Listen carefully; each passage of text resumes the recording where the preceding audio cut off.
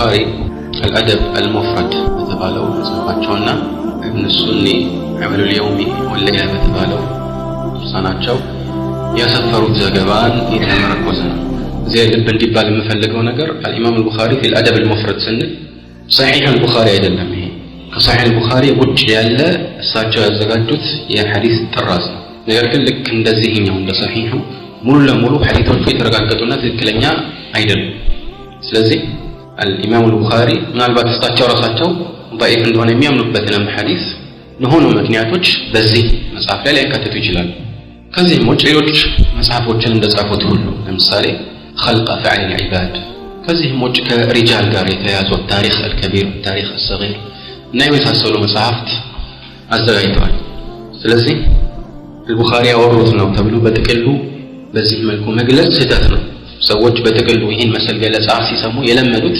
صحيح البخاري ነው አሁን ግን እንደዛ አይደለም በዚህ ዘገባ ላይ የምናገኘው አብዱላህ ኢብኑ ዑመር رضي الله تعالى عنهما አንድ ጊዜ እግሩ ከመቀመጥ ብዛት ደንዘዝ አለ ይህ በብዛት የሚያጋጥም ነገር ነው አንድ ሰው በሆነ ቦታ ላይ ረጅም ጊዜ ሲቀመጥ እግሩ ሊደነዝዝ ይችላል ሲነሳ የሆነ ስሜት ይሰማል ከዛ በኋላ ይህ ስሜት ወዲያውኑ ይጠፋል ይህ ስሜት ሲሰማው ከሱ ጋር የነበረው አንዱ ወልቁር አሐበ الناس ኢለይከ ከሰዎች ሁሉ በጣም የምትወደውን ስም ጥራ ወይም አስታውስ አለ እሱም ሙሐመድ አለ በዚህ ዘገባ መሰረት አንድ ሰው እግሩን ወይም ሰውነቱን አንድ ችግር ሲያጋጥመው ረሱል ሰለላሁ ዐለይሂ ወሰለም ከዚህ ችግር እንዲያድኑት ወይም ከበሽታ እንዲፈውሱት እሳቸውን መለመን ይቻላል ማለት ነው አሉ ለዚህ የምንሰጠው መልስ በሁለት ይከፈላል ሁለት መልስ ብቻ አይደለም طبعا አንድ መልስ በቂ ነው ግን ሁለት አይነት መልሶች ናቸው የመጀመሪያው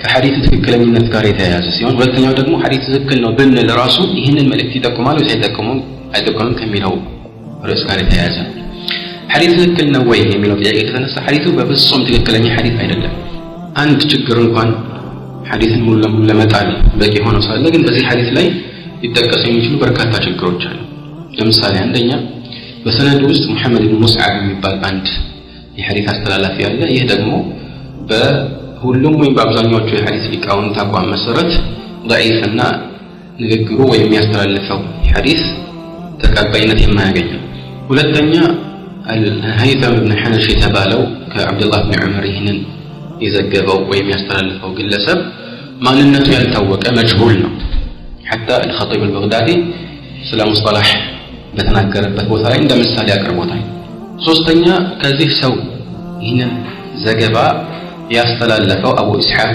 አሰቢዒ ሙደልስ ነው በዚህ ተግባሩም የታወቀ ነው ይህንን ደግሞ ሐዲስ ያወራው ቢልዓንዓና አይን ፉላን ብሎ ነው ሙደልስ ማለት አንድ ሰው ቀጥታ ውሸት ባልሆነ የቃል አስተካክ ከእከሌ ብሎ ሐዲሱን ያስተላልፍና ሆኖም ሲጠና እሱ ቀጥታ ከከሌ አልሰማው ሰማሁት ካለ ውሸት ይሆንበታል ስለዚህ ከከሌ ነገረኝ ወይም ከከሌ ሰማሁ አይ ከከሌ ብቻ ይችላል አይን ፉላን ወይ ከከሌ እንዲህ አለ ይላል ለምን ነው እንዲህ ቢለው በሱና በዚህ ሰው መካከል ሌላ ሰው ይኖራል ያንን ሰው ከተጠቀሰ የሐዲሱ ضعيفነት ይታወቃል ከከሌ ሲል ምናልባት በአንድ ዘመን ይኖሩ ከሆኑ በአብዛኛው ጊዜ እንደዚያ ነው በአንድ ዘመን ይኖሩ ናቸው እነዚህ ሁለት ሰዎች ተገናኝተው ስለሆነ ቀጥታ ከሱ አውርቶታል ማለት ነው ተብለው ይታሰባል በዚህ ተግባራቸው የታወቁ የሐዲስ አስተላላፊዎች ከማን እንደሰሙ ወይም በትክክል መስማታቸውን በሚያረጋግጥ ቃል ካልተናገሩ ሐዲስ ተቀባይነት አይኖረውም እናም በሁሉም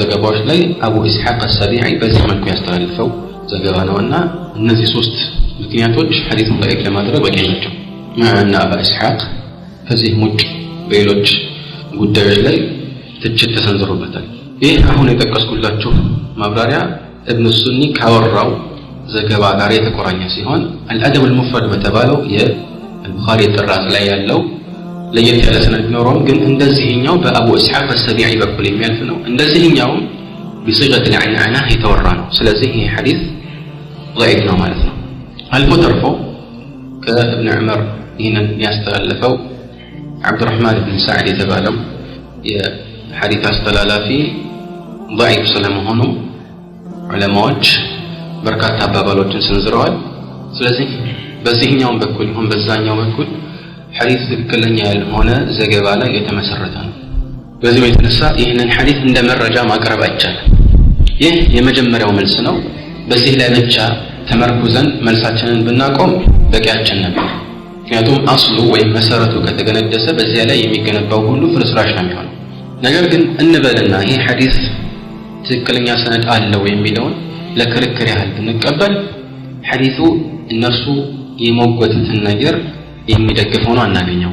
እንዴት ከተባለ ለዚህ በርካታ ምላሾችን እንደዚሁ መዘርዘር ይቻላል። አንደኛ በዚህ ሐዲስ ላይ አብዱላህ ብን ዑመር የሚወደውን ስም ጠራህ እንጂ ሙሐመድ ድረሱልኝ ወይም አግዙኝ ከበሽታ ይፈውሱኝ አላለም። ይህንን አስቦም አይደለም። ለዚህ ነው በአብዛኛዎቹ ወይም መሰረታዊ በሆኑት የእጅ ጽሑፍ የድሮ መዛግብት ላይ የተገኙት ዘገባዎች እንደሚያረጋግጡት አብዱላህ ብን ዑመር ያለው ሙሐመድ እንጂ ያ ሙሐመድ አይደለም። ሐርፍ ኒዳ አልታከለበትም። አንድ መጽሐፍ ሲታተም ይህ እትም የድሮ የእጅ ጽሑፍ መዛግብትን ያማከለ ነው እና እነዚህ የድሮዎቹ መዛግብት ለዚህ እትም መሰረት ናቸው። በእነሱ ላይ ይህ ፊደል ካልተገኘ በሆነ ቦታ ላይ በታተመው እትም ላይ ይህን ፊደል ማግኘታችን አይፈይድም። አልአደብ አልሙፍረድ የተባለው መጽሐፍ በተለያዩ ጊዜያት ታትሟል። ከነዚህ እትሞች መካከል ከመጀመሪያዎቹ ከሚቆጠሩት እትሞች አንዱ ጠብዓት መሐመድ ብን ፉአድ አብድልባቂ። በዚህ ላይ ይህንን አናገኝም። ከዛም ውጭ ይህንን ሸሪሕ ያደረገው አልጀይላኒ የተባለው ሻሪሕ የተለያዩ የእጅ ጽሑፍ መዛግብትን ሰብስቦ መክጡጣትን እንደዚሁ እንዳመሳከረና እንዳመዛገበ ተናግሯል። ይህን ሁሉ ሲያደርግ ግን በሱ ዘገባ ወይም እትም ላይ ይህንን አላሰፈረው። ነዓም አንዳንድ ቦታዎች ላይ ይሄ እንዳለ ጠቁሟል። ባጭሩ እዚህ ቦታ ላይ ማለት የምፈልገው አብዱላህ ብን ዑመር ያ የምትለዋን አልተጠቀመም በትክክለኛው ዘገባ መሰረት። ትክክለኛው ስላችሁ ዘገባው ከመሰረቱ ትክክለኛ አይደለም፣ ግን በእጃችን ያለውን ራሱ ስናስተውለው ይህ ነው። ከጊዜ በኋላ የተጨመረና መጀመሪያ የነበረ ትክክለኛ ያልሆነ ዘገባ አለ። ከጊዜ በኋላ የተጨመረውን ትተነው መጀመሪያ የነበረውን ስናስተውል ይህን ፊደል አናገኝም። ስለዚህ ይህ የሚጠቆመው ጥሪ እና ድረሱልኝ ወይም እስቲዓና እንዳልተፈለገበት ነው። ታዲያ ምንድን ነው የተፈለገበት የሚለው በሚቀጥሉት ነጥቦች ላይ ኢንሻአላህ ይብራራል። ሁለተኛ ያ የምትለዋ ተገኝታለች ወይም በአንዳንድ ዘገባዎች ላይ ሰፍራለች ቢባል እንኳን ምንም እንኳን ይህንን ሐዲስ ባስተላለፉት ሰዎች ትክክለኛ ቃል ውስጥ ባትገኝም እንደ ሱፊያን ዘገባ ማለት ነው፣ ይህ ቢባል እንኳን እውነታውን አይቀይረውም። ምክንያቱም ያ የገባበት ሁሉ እስቲዓና ወይም እስቲጋሳን አያመለክትም። ድረሱልኝ እርዳታን ለግሱኝ የሚለውን መልእክት በፍጹም አያስገነዝብም። እኛ ሶላት ስንሰግድ ምን እንላለን? ሰላሙ ዐለይከ አዩሃ ነቢዩ። ይሄ ሙኻጠባ የድረሱልኝ መልእክት እንዳልሆነ የታወቀ ነው። አልመስጂድ ነበዊ የረሱላህ ሰለላሁ ዐለይሂ ወሰለም መስጂድ የደረሰ ሰው የእሳቸውን ቀብር ሲዘይር ምን ይላል? ሰላሙ ዐለይከ ያ ረሱላላህ ሊል ይችላል። ከዛ ላይ ብሎ ሰላሙ ዐለይከ ያ አባበክር፣ ሰላሙ ዐለይከ ያ ዑመር። ይህ ድረሱልኝ እንዳልሆነ የታወቀ ነው። እነዚህ ብዙ ምሳሌዎች አሉ። ቀብር ስንዘይር ከነዚህ ከሶስቱ ቀብሮች ውጭ የትኛውንም ቀብር ስንዘይር የምንጠቀመው ቃል ተመሳሳይነት ያለው ነው። ስለዚህ ይህችኛዋ ፊደል ብትኖርም ባትኖርም እውነታው አይቀየርም። ለምንድነው እንዲህ የምላችሁ? ይህችን ፊደል አለች ብሎ ለማረጋገጥ እነዚያ ቀደም የጠቆምኳችሁ የጥመት አንጃዎች የማይፈነቅሉት ድንጋይና የሚያቆፍሩት ጉድጓድ የለም። ግን ይሄ ምንም አይፈይዳቸው። ሶስተኛ ይህንን ዘገባ ስናስተውል የምትወደውን ስም ጥራ ነው እንጂ የተባለው እሱን ለምነውም አልተባለ። ጥራ ወዝኩር አስታውስ። ስለዚህ የተፈለገው ማስታወስ። ይህ ልመናን ወይም ጥያቄን ያስይዛል ከተባለ የሚወደውን ስም የጠራ ሁሉ ጠየቀው፣ እርዳታን ለመነው ይባላል ማለት ነው። ይህን የሚል ማንም ሰው አይኖርም። አራተኛ የዚህ ሐዲስ ግንዛቤ እነዚያ የጥመት አንጃዎች ከተገነዘቡት የራቀ ስለመሆኑ ይህንን ያብራሩት ዑለማዎች ንግግር ይመሰክራል። የተለያዩ ዑለማዎች ይህንን ሲያብራሩ አንድ ሰው በሆነ ምክንያት ሰውነቱ ላይ የሆነ መተሳሰር ቢደርስበት ምክንያቱ ነርቮቹ ከደሙ ጋራ ከመርጋታቸው አንፃር ደሙ ከመርጋቱ ጋራና ነርቮቹ በተፈለገ ፍጥነት መልእክት ካለማስተላለፋቸው ጋራ ማለት ነው የሚፈጠር ሊሆን ይችላል። ይህን ከድሮ ጀምሮ አጽድቀውታል። ስለዚህ አንድ ሰው እንዲህ አይነት ሰውነታዊ ስሜት ሲሰማው በሆኑ ስሜቶች ይህንን እንከን ማስወገድ ይችላል። ምክንያቱም ደስታ ወይም ሐዘን ወይም መደንገጥ በሰውነታችን ላይ ወደደም ጠላን የሚያሳድረው ተጽዕኖ አለ። ለዚህ አይደል እንዴ ስቅታ የያዘው ሰው ከኋላው ቀስ ብለው መጣ አስደንግጠው ይባላል። ምን ያገናኘዋል ከተባለ ምናልባት ትክክል ይሁን አይሁን አላሁ አዕለም፣ ግን የሆነ ተጽዕኖ አለው ብሎ ስለሚታሰብ ነው። አንድ ሰው ሲደነግጥ ሰውነቱ ላይ ተጽዕኖ አለ፣ ይሄ ግልጽ ነው። ምናልባት በጣም የደነገጥንባቸውን አጋጣሚዎች ካስታወስን የተለየ እንቅስቃሴ አድርገን ሊሆን ይችላል። ሌላ ጊዜ ማስራት የማንችለውን ስራ ሰርተን ሊሆን ይችላል። በጣም ከፍተኛ ደስታ ወይም በትዝታ የሚመጣ ደስታ ሲሰማንም የሆነ ተጽዕኖ ሊያሳድር ይችላል። ከዚህ አንፃር ነው የምትወደውን ስም አንሳ የተባለው፣ ከማስታወስ አንፃር ነው ይላል። ይህንን ሐዲስ ሸርሕ ያደረጉት ዑለማዎች ማለት ነው። አምስተኛ ይህ የዑለማዎች ቃል የአረቦች ቀደምት ህብረተሰቦች ዘንድ የታወቀም ነበር። በግጥሞቻቸው ላይ አስፍረውታል። ይህንን ሲያደርጉም እስቲጋሳ ወይም እስቲዓና አስበውበት እንዳልነበር የታወቀ እግሬ ሲደነዝዝብኝ እከሌን አስታውሳለሁ። إذا خدرت رجلي دعوت ابن مصعب فإن قيل عبد الله أجل فتورها إلى لندنيا قدامي ሌላኛው ደግሞ والله ما خدرت رجلي وما عثرت إلا ذكرتك حتى يذهب الخدر ይላል። እነኚህ እና ይህን መሰል በርካታ ግጥሞች የሚያሳዩት እግራቸው ሲደነዝዝ እንከሌን አስታውስ፣ የምትወደውን ሰው አውሳ፣ እሱን አስብ የሚለው አባባል ልክ ስቅታ ሲይዛ አስደንግጠው እንደሚለው እነሱ ዘንድ የተለመደ መሆኑ እንጂ ከአምልኮ ጋራ ወይም ደግሞ እሱን ከመለመንና ድረስልኝ ብሎ ከመማፀን ጋር ምንም አይነት ዝምድና እንደሌለው ያሳየናል።